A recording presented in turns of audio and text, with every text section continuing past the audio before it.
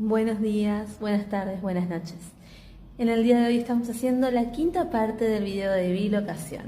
En esta ocasión vamos a mostrarles ejemplos históricos comprobados con testimonios de personas que lograron llevar a cabo una bilocación, o muchas en realidad. En general solían ser sacerdotes, ¿sí? O personas que luego fueron consideradas santas. Bien. Bueno, en esta ocasión el primero que vamos a mencionar es San José de Cupertino. Este sacerdote que mientras vivía en Roma, fue visto en otro lugar, ¿sí?, a kilómetros, asistiendo a Octavio Piccinno.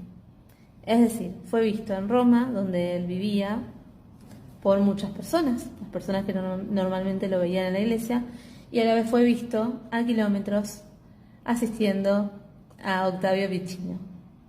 En otra ocasión, mientras él residía en Asís, también fue visto kilómetros de distancia en Cupertino, ya que su mamá estaba moribunda, estaba muriendo, quería ver a su hijo y dijo: hijo, no volveré a verte. Entonces él sintió que su mamá estaba muriendo y se, proyectó, ¿sí?, a Cupertino. Es decir, él estaba siendo visto por muchas personas en Asís y a la vez estaba siendo visto en Cupertino junto a su madre.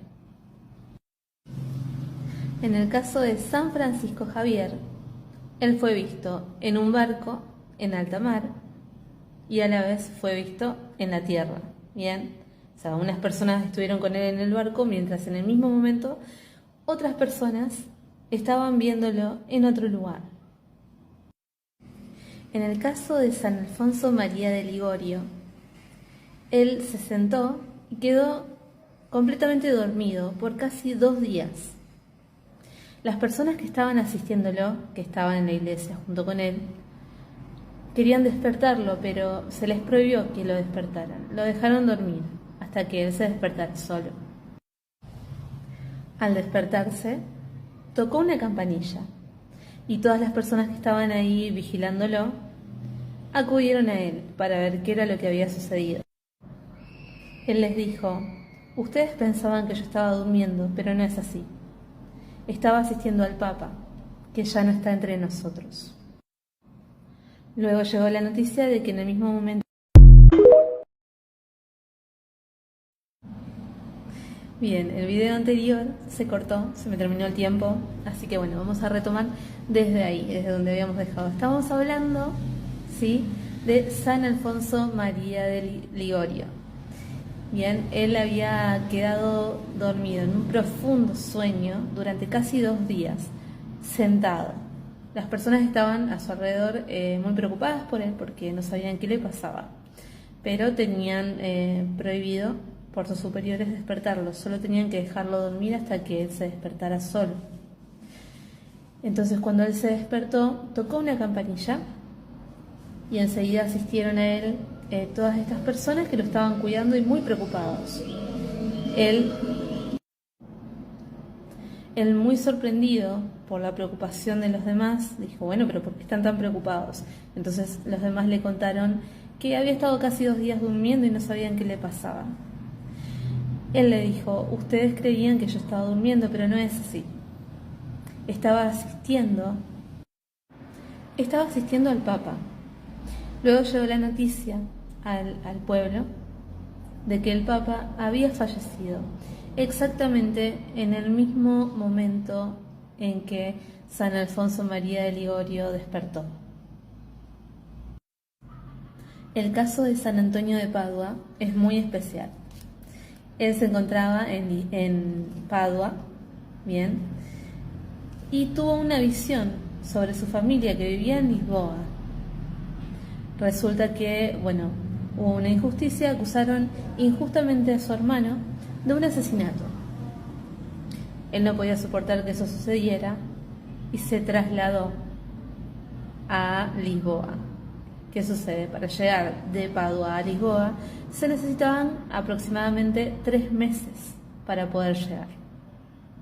Pero él lo hizo en el instante. Mientras estaba siendo visto en Padua, él estaba en Lisboa.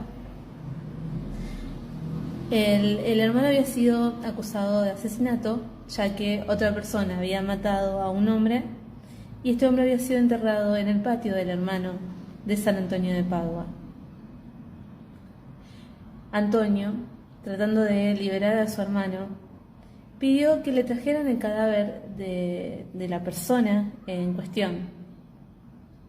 Él hizo revivir, digamos, a este cadáver. Este cadáver pudo confesar que no había sido nadie de la familia de Antonio quienes lo habían matado, bien, habían sido otras personas. Y luego volvió a su sueño de muerte. Bien, todavía no manejo los tiempos de TikTok y se me volvió a cortar el video, así que bueno, vamos con la parte 7 de este video de bilocación.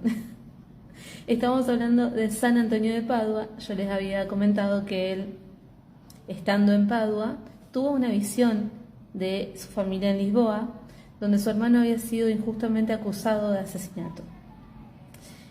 Este hombre asesinado había sido hallado en el patio trasero de la casa del hermano de Antonio.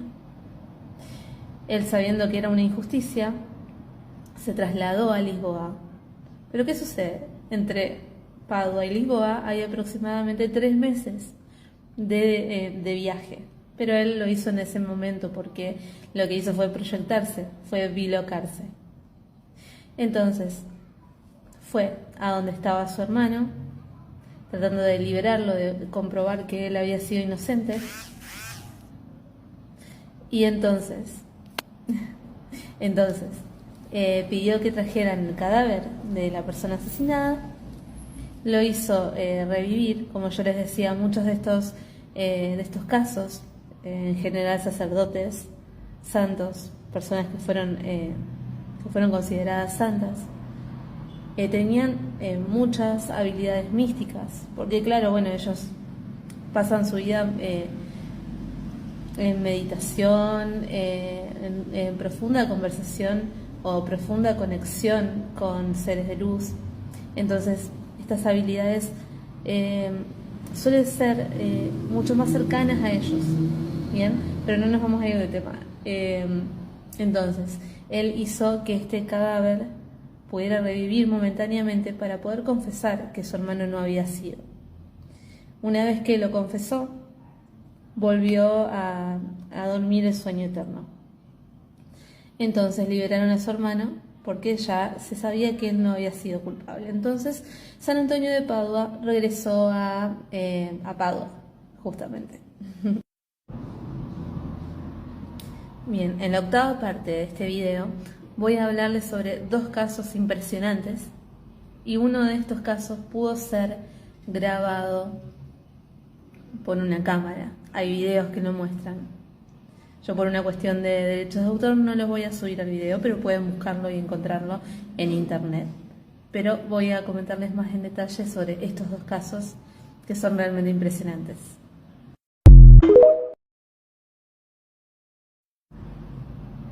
Bienvenidos a la octava parte de este video de bilocación.